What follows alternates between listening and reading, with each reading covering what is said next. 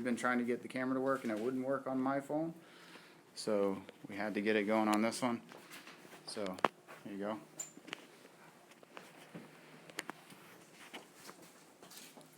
Okay, so what we're going to be making today is peanut Thai sauce, and we have all our ingredients here. So can you see them good on the camera there? All right. Actually, let me get my phone so I can see chat real fast.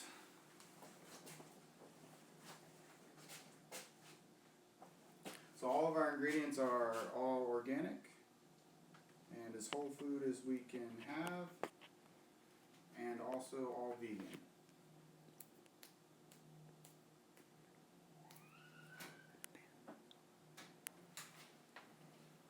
Alright, so actually before we get going, I gotta take this tofu out of the oven. I had it already cooked.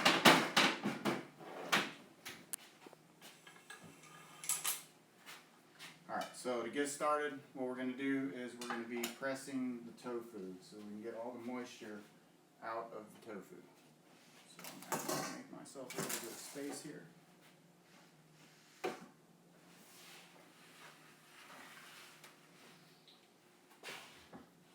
This other cutting board.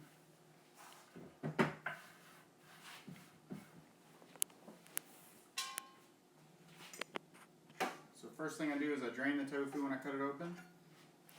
Then I'm going to cut it in half this way, like this. And then make it easier to press instead of going ahead and cutting it into cubes. I'm just going to put it on the cutting board at that point. So we like to use towels so that it's reusable rather than paper towels, but for the sake of the stream right now, I'm just using paper towels.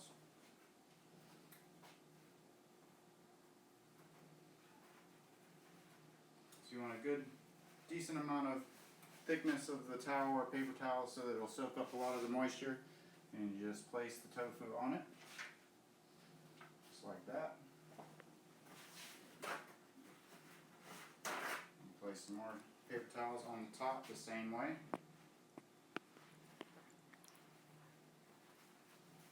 Just like that.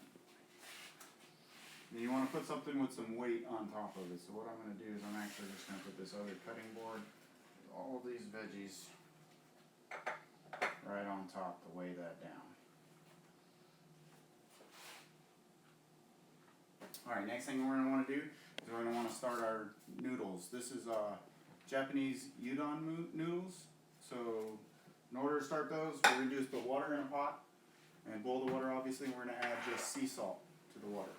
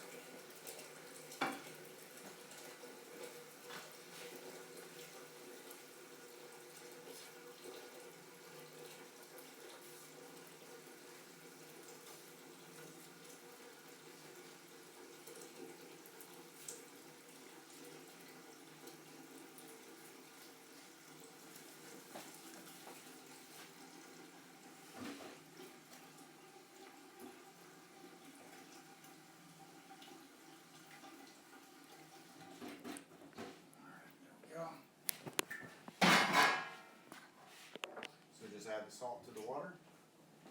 Stir it in a little bit for it to dissolve.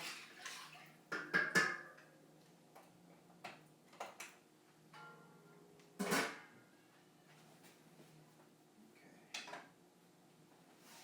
As soon as that's boiling, we'll add the noodles.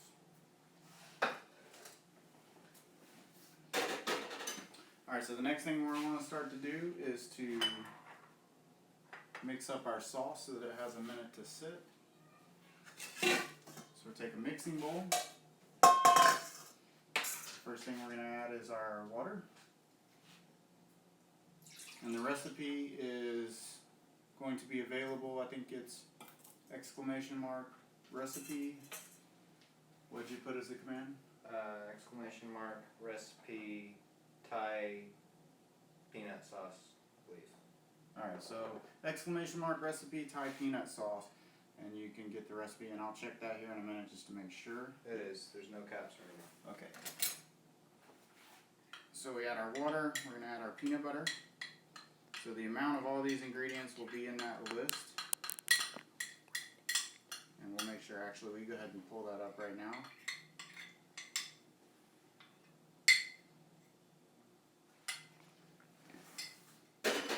Alright, next we're going to add our sugar. And it doesn't really matter any order in which you put these in. You just want to add them all in. And we're going to add our ginger, our soy sauce, Thai seasoning, crushed red pepper. You can leave that out if you don't want it to be spicy. And black pepper, garlic, and cornstarch. You just take all these ingredients and mix them together.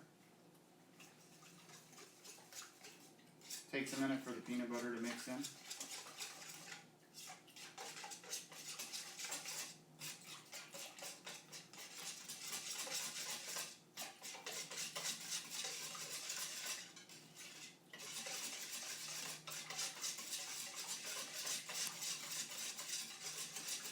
Alright, then we're going to set this to the side.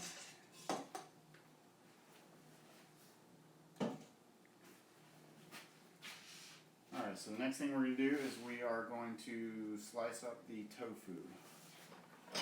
Stuff out of the way. Normally you'd want the tofu to have a little longer to sit and be pressed so that it gets more of the moisture out. But that's why I went ahead and made some tofu earlier, so that you wouldn't have to sit and wait for that. So we take our 2 pieces of tofu. Actually, I like to slice them this way first. So I slice it in half this way once, and then I slice each piece in half again.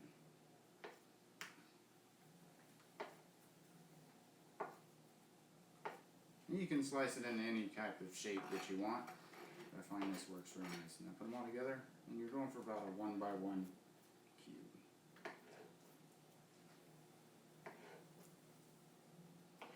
Just like that. And you take the baking sheet. Let me move this stuff again.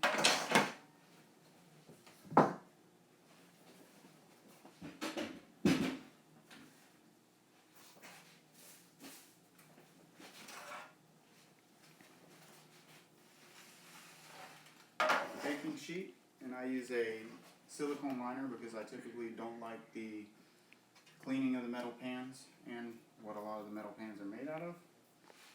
You just space it out on the pan.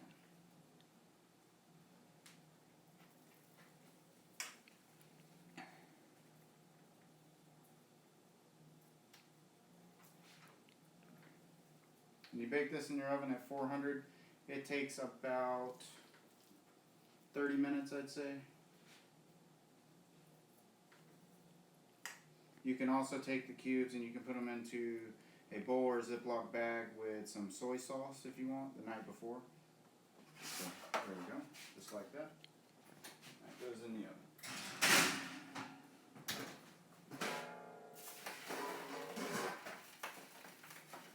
Alright, so now we're going to start breaking down the vegetables. First thing we're going to do is squash. I like to keep a bowl to put all of the ends and scraps in so that we can have compost for adding to the garden. We're actually going to use a mandolin. You can cut this up by hand, but I like to have a lot of the stuff pretty small since we're going to use most of the vegetables raw.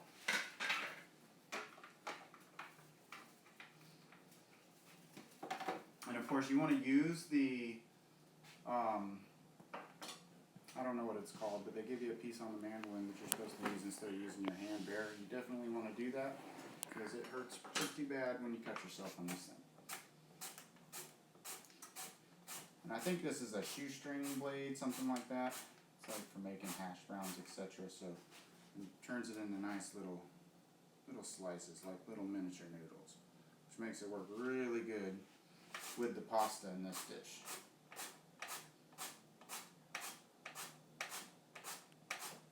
And for the sake of my hand, I'm not going to cut up the last bit of those. And I've got a large mixing bowl, which I'm going to use to put all of the raw vegetables into. So we're just going to take these, transfer them to that. Alright, now we're going to use a zucchini. And it's the same exact process. Cut the end off, and then run it through the mandolin.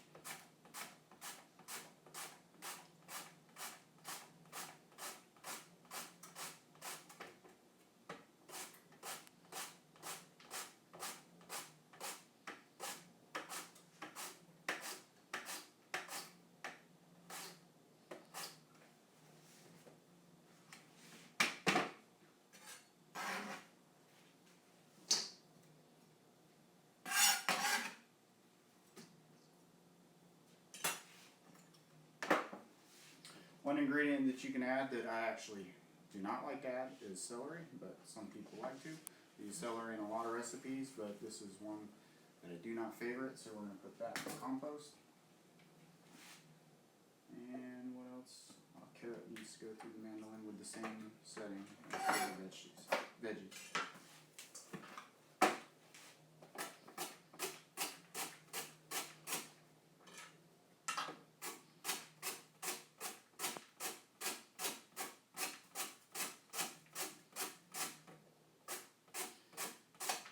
Every Sunday I'm going to do this same cooking show, and I'm going to do a different recipe, so I'm open to any recipes if someone wants to make vegan, or any recipe that's just their favorite they don't know how to make, or anything you just want to see me make myself. I'll either look up a recipe and figure out how to do it myself, or I'll use one that I've already made. And then not only every Sunday will this show be running, but we'll also do a rerun throughout the week every day at 4 o'clock. So if you miss this on Sunday, you can tune in on any day 4 o'clock and you'll be able to see what happened last Sunday. How's the sound? Is it picking up? Sound good? Now the vegetables on this are really up to you. Technically you don't even have to add vegetables, you could just have pasta and tofu if you like. Me personally, I like the veggies and I like leaving them raw. You could also add them to the sauce earlier and cook them for a minute if you want them to soften up. I like everything to have the crunch still.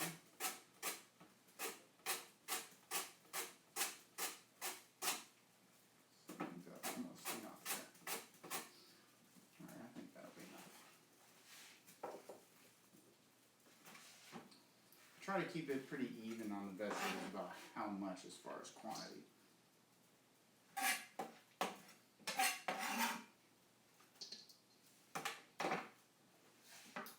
Alright, now we're going to change the blade setting to the slicing blade. Then I like to keep it at the absolute thinnest setting for this. We're going to do the cabbage next. And the cabbage can be kind of tough and kind of rough on the stomach, so I like to keep it as thin as possible since we're not going to be cooking it.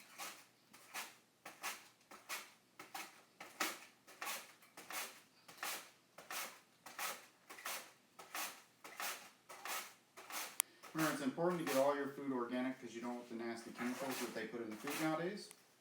Almost every crop is either genetically modified to withstand high amounts of chemicals, or it's just sprayed in pesticides. Now they still use pesticides on organic crops in the mainstream, but they're not the same as the ones that they use on the conventional crop.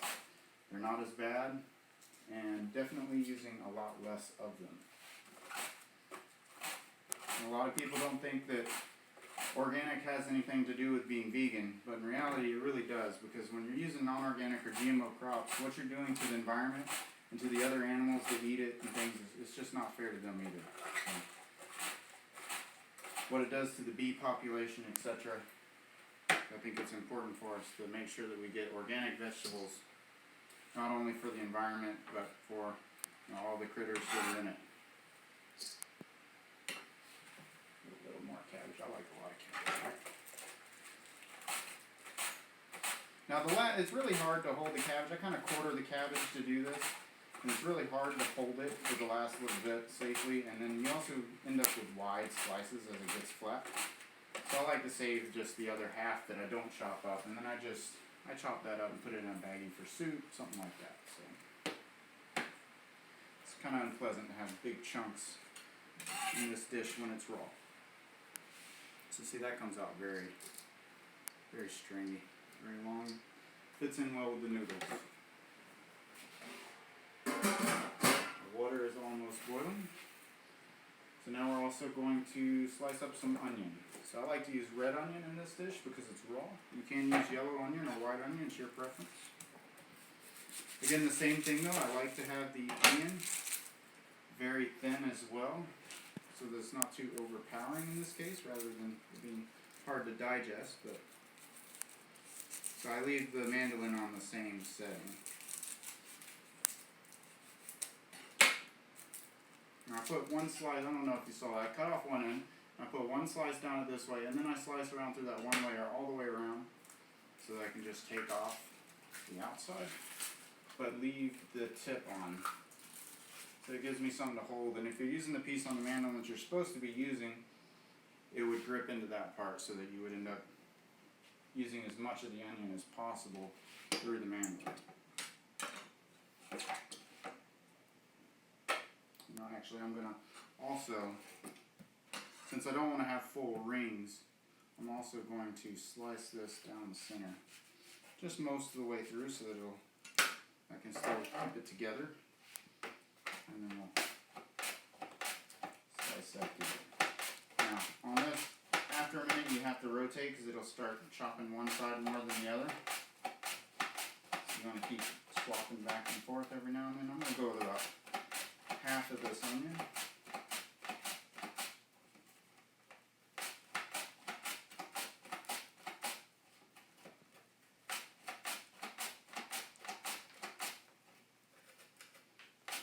Maybe a little more.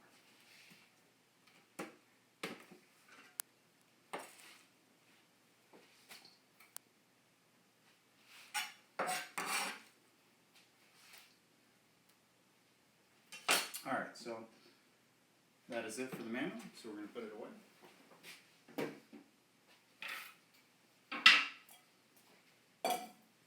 Alright, so next thing is the bell pepper. Now, the bell peppers, I actually like them to be a little bit thicker, and they're pretty hard to slice up on the mandolin.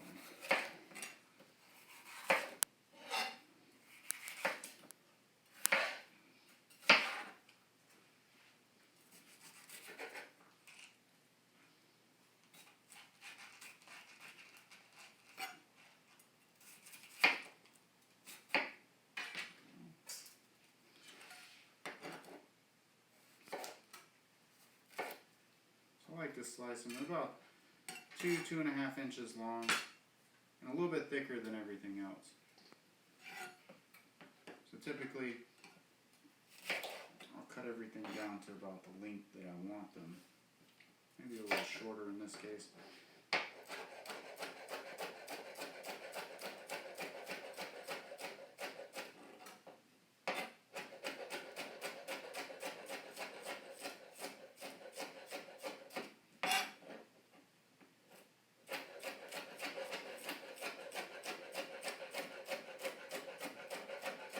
Cutting board's like sliding around too.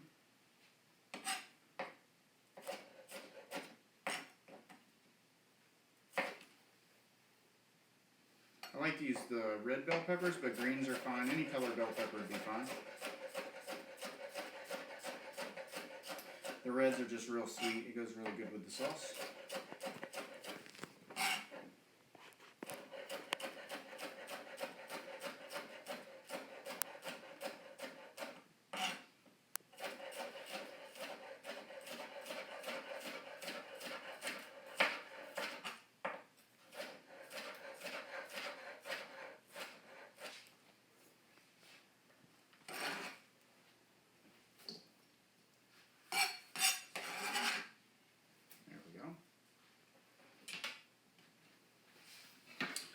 give this all a little toss, get everything mixed up.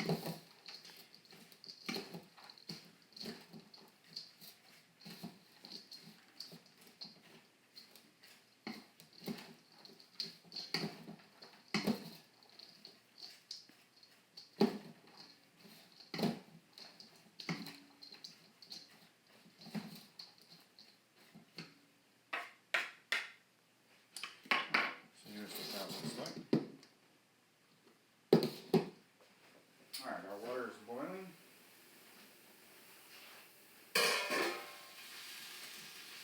We will drop in all of our noodles.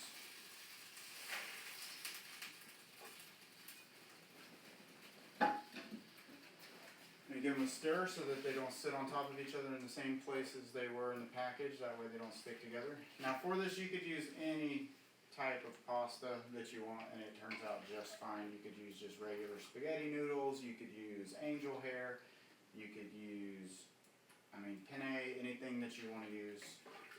It all works just fine. I personally like the texture of these noodles. Alright, so guess now we're waiting on the pasta to cook. Didn't take that long to cut everything up, I guess. You know, do we have another pan?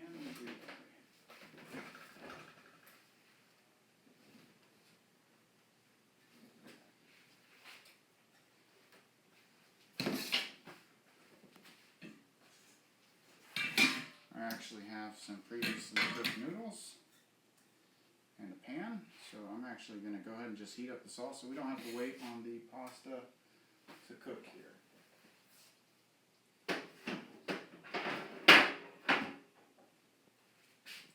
So normally what I would do is when the noodles are done, I would then strain the noodles and then I'd run cold water over them to chill them.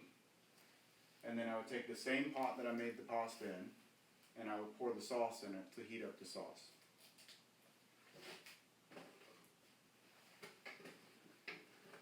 These really aren't going to take that long to cook. And then I would heat up the sauce and then I would use the heat on the sauce that activates the cornstarch. You just barely get it to boiling and then turn it off. Activates the cornstarch to where it'll thicken. And then it adds the warmth to the meal that we want because we want to leave the vegetables raw. We want to leave the noodles pretty cold so that they don't swell up and get soggy. And so that's where chilling on the water comes from. And so by heating up the sauce like that, not only will you thicken the starch, but we also add the warmth to the meal without getting it so hot because the vegetables in the pasta will cool it back down. So that way it'll be a good warm temperature for eating, but allow for the vegetables to still be raw.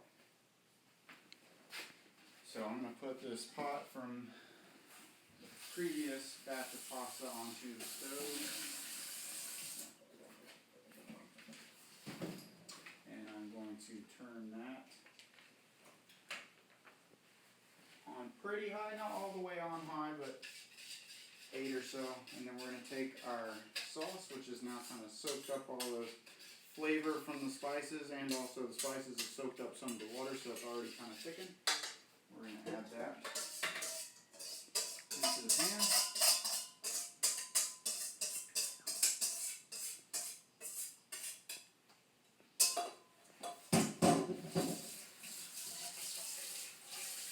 And allow that to heat up. You want to make sure that you keep stirring that too, and especially stir it right before you add it to the pan, because the starch likes to sit at the bottom, so will some of the spices.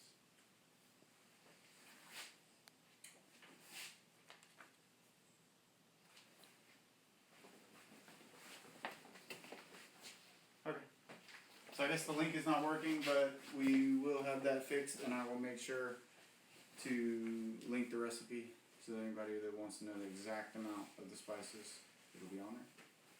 So if it's not working right now, it will be.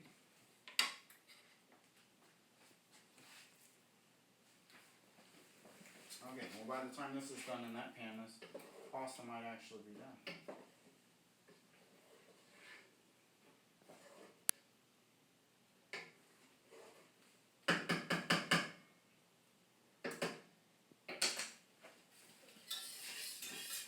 So we want stirring the sauce as to not let the sugar sit on the bottom and burn. You want to keep everything moving.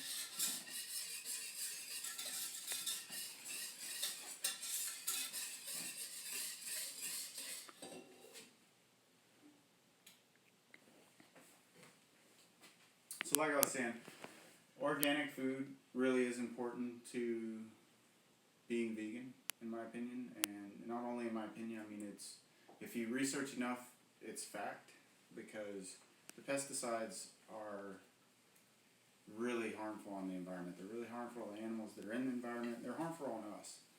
Also,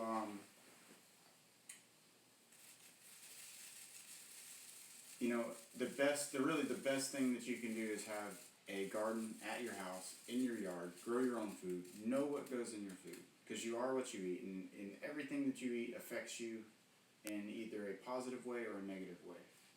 There's no, oh, this won't really hurt me. It really does. It really does build up over time, and if you eat a lot of food out of box, can, etc., you really don't know what you're getting. I mean, read the ingredients, try to keep the ingredients in a small list, try to make sure that it's things that you, not only that you can pronounce, because some of us can actually pronounce some of those really big words, but that doesn't mean that they're good for you. Look for things that have whole food ingredients. The ingredient list is things that you recognize, you know, in the produce section. And I mean, for the most part, you know, try to chop up fresh vegetables. Use them. You'll feel better. It's worth it. A million times over. Your health is not replaceable. You can't just decide you want to start eating healthy and undo all the damage that's been done. I mean, it's already been done. Your body's already taken on all those chemicals, and you know, cancer is already something that you're going to be dealing with. So try to eat healthy. Try to stay organic. Try to stay as whole food as possible.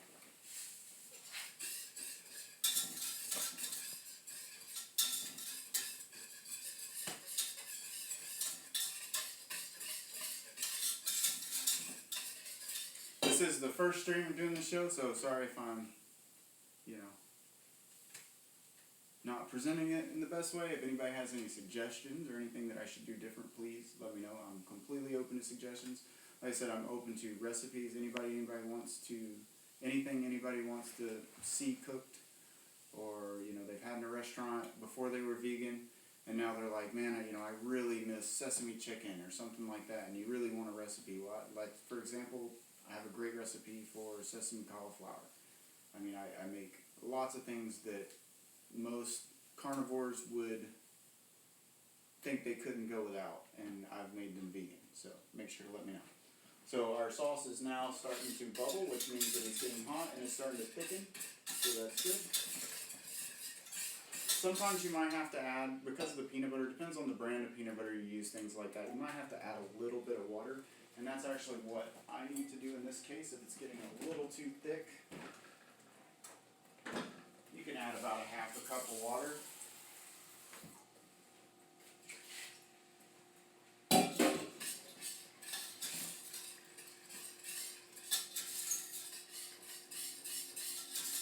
You want it to still be liquid. It shouldn't be a paste like peanut butter.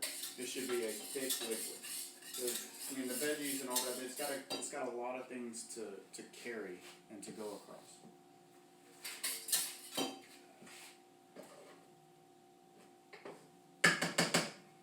Now, if you start your tofu a little bit earlier as well, before it, then it should be about ready. In this case, this pan is cooled off. The tofu that we made earlier is already ready, so we're going to add this to it. As you can hear, it's a little bit crispy, which is how we like it. Alright, there we go. So that's heated back up. So in this case, the peanut butter that we used was actually, it was the bottom of the container, so it was really thick. So it actually took more like 2 cups of water. So in the recipe, I think it called for 1.5 cups. So like I said, just have some water ready. You might need to add some to it. So now we're going to turn that off. Take our pot holder here, and we are going to add this to the vegetables. And so we're not really cooking the vegetables, but this will help warm everything up. Now, one thing that I did not have today, because we're actually out of it in the garden right now, is cilantro. That's actually, I love it as a topping on this. You could also add fresh jalapeno peppers, something like that if you wanted it to be spicier. And then we're also going to add our pasta, which was cooked earlier. And we're going to toss all that together.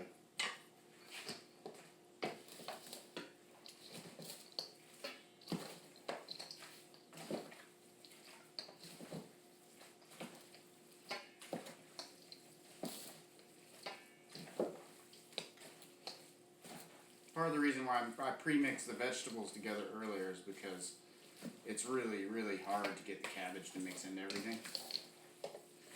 And so I didn't want to toss it with the noodles, because the noodles, after you chill them, you know, they start to stick together a little bit. So adding the sauce here is what really just makes everything mix together a little better. Now you might find that you want more sauce. You might find you want less. But this is basically the amount that we've over time put together. And since we make all of our meals at home, all organic and all vegan. And we have a large family. We have 6 kids, so it's me, my wife, and 6 kids. So there's a lot of people to feed. So a lot of our recipes, we've actually, you know, really created them in ways that were meant to stretch and, you know, be for a lot of people.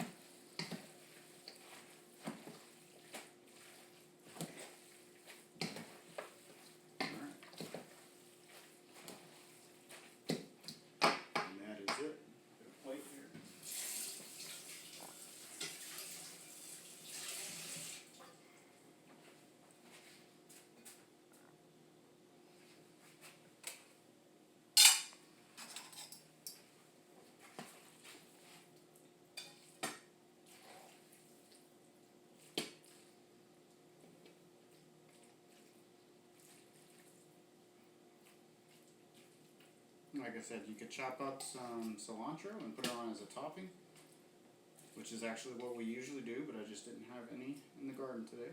And I'll bring this closer so that you can see here. And sorry, there's a little bit of water on the plate, but here it is finished. I can't tell if it's in the view or not, so there you go. Organic, vegan Thai peanut sauce with raw vegetables and baked tofu. Alright, I hope you guys enjoy it. And this, like I said, will be a rerun every day at 4 o'clock, so that if you missed it, you'll have a chance to see it. And if you have any questions, let me know. And I'll be here next Sunday, 4 o'clock again. And actually, you know, I might change the time to 6 o'clock on Sundays, but the reruns will be at 4. And, yeah, any questions or anything, always feel free, talk to me in the chat, let me know what you think of it, let me know if it looks good, let me know if you made something that I'd already posted, like, just make sure you talk to me, say hi. So, alright, you guys have a good night, thank you, one love.